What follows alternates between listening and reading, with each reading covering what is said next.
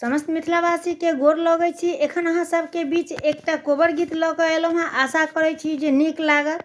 लाइक share subscribe सब केओ कऽ देबै। धन्यवाद।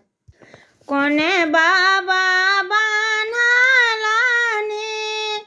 इहाँ कोबर घर हे जानकपुर कोबर।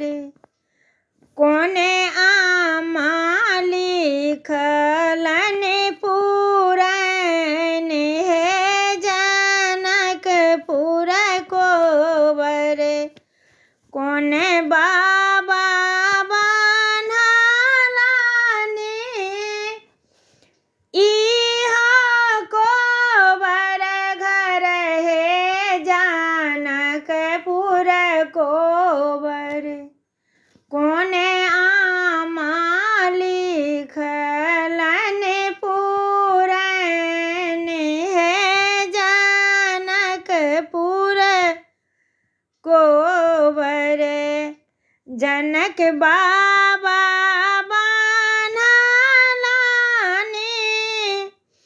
इहाँ नाम कोबर हे जानकपुर कोबर।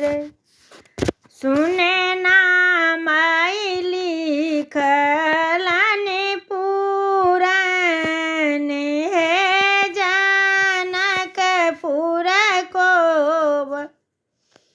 ताहि पैसी सुता गेला रामचंद्र दुल्हा हे जानकपुर कोबर। संग में सिया सुकुमारी हे जानकपुर कोबर। संग में सिया सुकुमारी हे जानकपुर कोबर।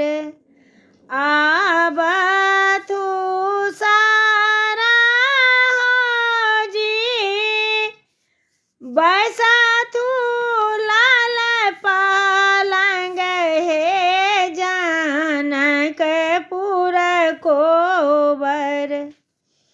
बुझिलथु हमर ज्ञान हे जानकपुर कोबर। जुगे जुगे जीवथु दुल्हा से रामचंद्र हे जानकपुर कोबर। सीता सुहबे के बरहन